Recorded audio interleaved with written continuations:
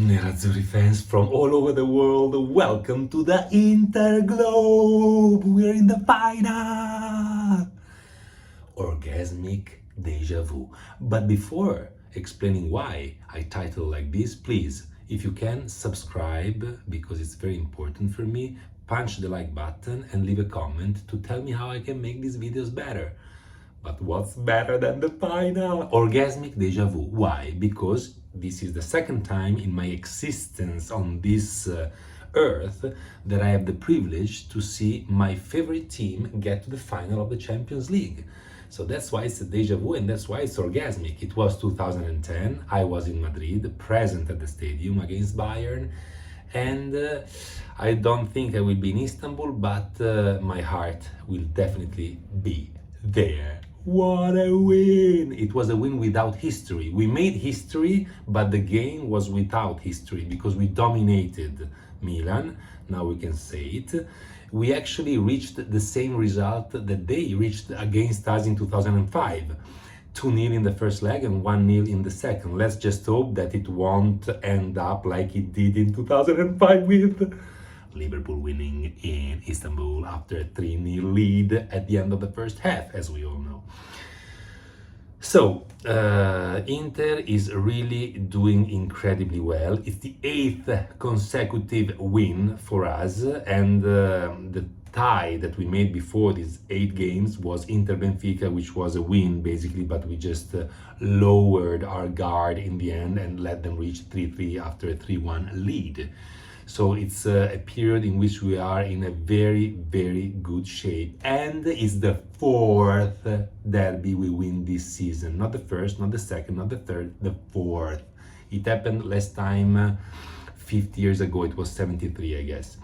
Anyway, and anyhow, I want to actually say something in favor of Milan for once, which is that I really, really love Paolo Maldini. I think he's, apart from being the best defender of all times, he's also a very classy and elegant person, not your usual stupid or average soccer player, but really a person that I admire. And he in fact, I recognized even yesterday the gap between Inter and Milan. He didn't do like Pioli saying that they could have won, that it was a balanced game. Balanced game? Are you kidding me? We destroyed you, guys. We destroyed you. So, Paolo, respect. Let's now talk a little bit about the merits of Inter in general. And I want to start with Zhang. Yes, because, you know, everybody criticizing him, blaming him, asking him to give Inter to the Arabs or to somebody else to sell it. Yet this 30 years old man brought Inter from zero to hero, right? Because we were not even qualifying to the Champions League 7 years ago, and now we're in the final. So we have to give merit also to the Zhang family, and I want to do so. A round of applause for Zhang. Moving on, I want to also give a round of applause to Marotta and his team, Ausilio and the rest, because, you know, we always criticize them, especially recently because of what happened with Skriniar. But we have to remember that the core of our team is made by players that we acquired with zero expenses. Talking about Onana, talking about Chala, yeah? Talking about Dzeko, talking about Mkhitaryan, and so on. So we were very good in organizing a wonderful team and spending little money. In fact, once we know who's going to be the finalist, I can't wait to compare the cost of the squad of the two finalists, because I think we will have a great surprise and we will understand that Inter made a miracle because we got to the final spending, I don't know, 1/3, 1/4 of what Real or City have spent. So respect for the strategy of Marotta and his team as well. Maximum respect for Inzaghi. We criticized him. I also criticized him a little bit, not a lot, but just a little bit. But I was always with Simone, as you can see in my videos, because I love the way he approaches the whole world of soccer, which is a crazy world where people can make you go nuts with just a question or with just a choir if you're a fan. So it's really difficult to maintain stability, and he's a very stable person, and I admire this in him because I'm not a stable person. And so Inzaghi was really pivotal in allowing Inter to get to this final, and that's why even today I gave him the highest grade of the whole squad, because he's a real leader. And let's remember that a couple of months ago Curva Nord wrote an article against Inzaghi, saying that he was not capable of motivating the team against small opponents in terms of level, small in terms of level. So, you know, we have to remember that he had to go through these moments, and he, look at him, came out of it stronger than before. So it's an applause for him as well. So it's Zhang, it's Marotta and his team, it's Inzaghi, and it's the team. The team was believing in this since day one, and they were the only ones. I swear that when the draw was done at the beginning of the year, I was hoping to win the Europa League, but I gave it for, like, you know, given. It's a given that we're going to go out of the groups. Instead, we didn't, and that's an immense merit of the team, because faith can do miracles, as we are witnessing ourselves. Last note before going to the players and the grades, it's the choreography. It was better than last time. I was asking for something a bit more creative, and both Milan and Inter showcase better choreographies, I thought, with better messages, you know, like Avanti Inter, like Let's Go Forward Inter, and All'Assalto for Milan, which means basically let's go and get them. And it was a very emotional moment, the one of the choreographies as well. But I have to say that I was a bit more electrified and excited and adrenalinic in the first leg. Yesterday, maybe because of this 2-0, I was a bit more calm. Anyway, if we go to the analysis of the game, apart from this motherfucker Turpin, who is really one of the French people I hate the most, and who conditioned the game by not giving an incredible amount of yellow cards, at least 3 to Milan players, starting with Hernandez, of course, the Teletubbies, the clown, and moving on also with a foul that was done on Barella. Then there was a push by Tomori on Dzeko. I mean, a series of fouls that were clear yellow cards. Tonali, let's not even talk about Tonali. But Turpin not only wasn't giving yellow cards, he was even talking, you know, he was talking in French to Giroud, to Maignan. Yeah, right.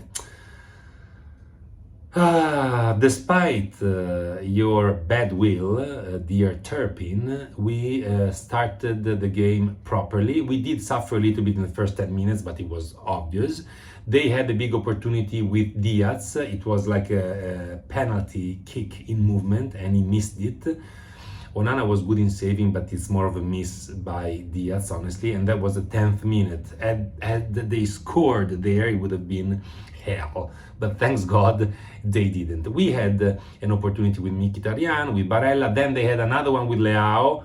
His shot went this close to the post, but the whole play was initiated with a foul by Leao, not whistled, of course, and not relegated by our friend Turpin. And then we also had the beautiful header by Dzeko, incredible save by Maignan, we have to say, and then another shot by Lauti that was unlucky. So the first half ended up in a balanced way. Both teams could have scored. Second half, we basically controlled the game. We controlled the game, and we made some substitutions thinking about what was going to come and what was going to be ahead for us, especially after Lauti's goal 15 minutes from the end. So all in all, we never really got the feeling that Milan could come back, let's be honest. And that's something that really is a valuable statement in a semi-final of a Champions League, right? So in any case, we'll reach the final with less suffering than both Manchester City or Real Madrid. That's a fact. Going to the players, Tiramal Onana 6.5. He wasn't very good in the very beginning when he came out of the goal on Giroud, and actually Giroud headed the ball and Darmian saved it with an empty goal. So he started off not in the best way. Then he made that important, crucial save on Diaz. And all in all, he was always very good in distributing the ball. So that's why I give him a 6.5. Tiramolla Onana. Then Darmian 7. Apart from this incredible good save he made in the very beginning, he was always good, anticipating his opponents, staying so close to Leao and basically annihilating him. And that's why I give a 7 to Darmian. The same grade I give to Acerbi. It's a 7. Why? Because he annihilated our friend Baguette Eater Giroud. Yes, he did. He destroyed him. He destroyed him. Great personality, always very careful and very precise, especially with his head to anticipate. Great plays on Leao inside the penalty area. I remember a play in the second half on the right.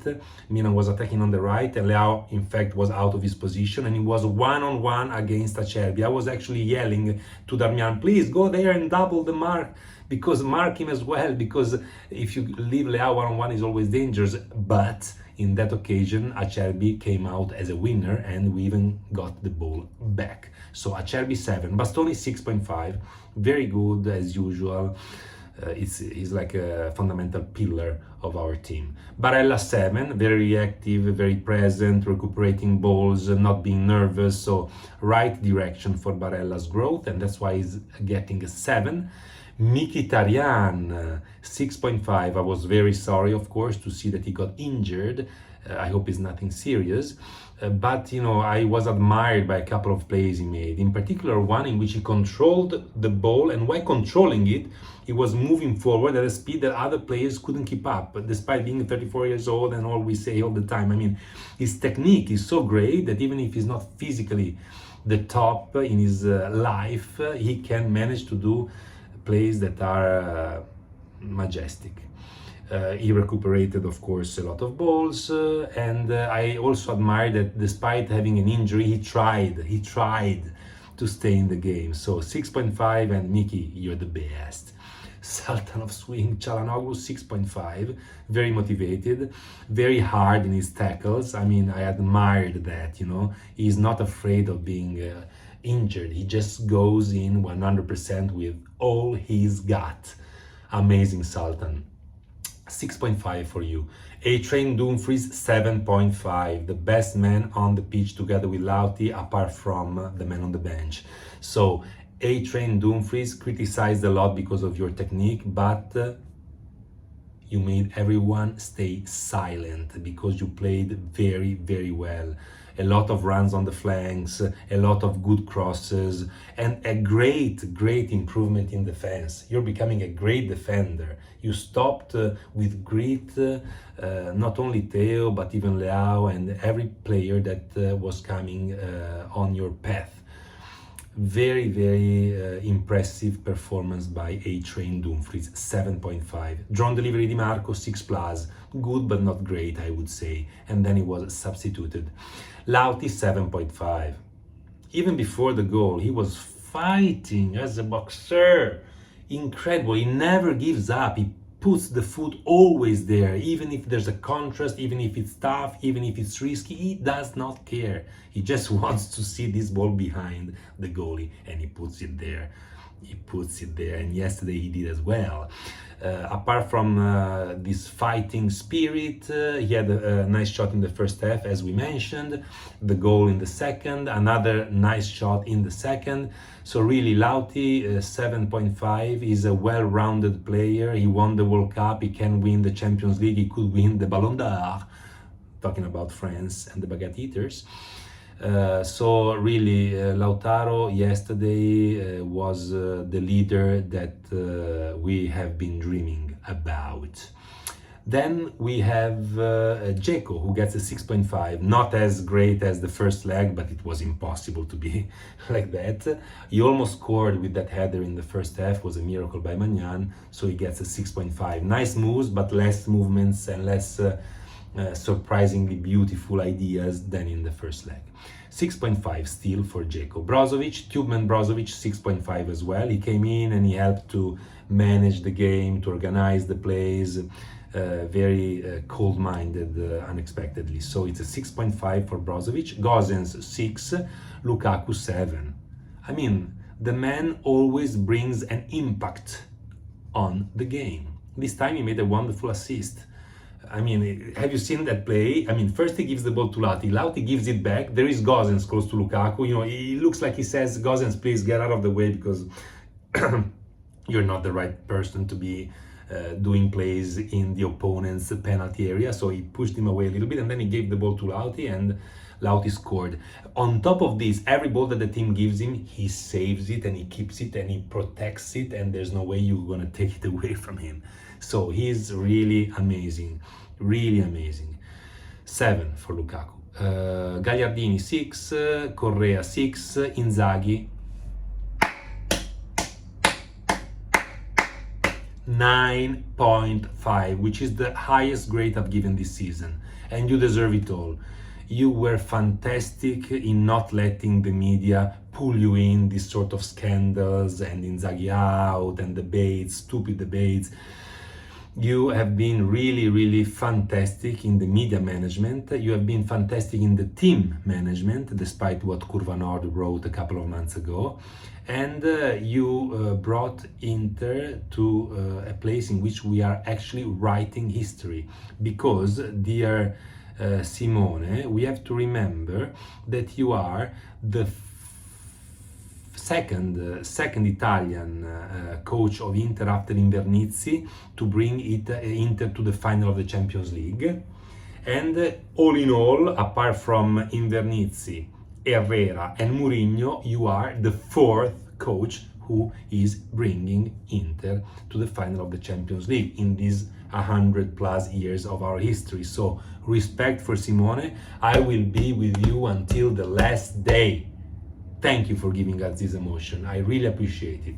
And that's all for today's video. Please punch the like button if you enjoyed it, subscribe because it's very important for me, and leave a comment. I'd love to learn how to make these videos better. That's it. But that's not it. Still a chapter to come, coming soon. In the meantime, as always, Forza Magica Inter!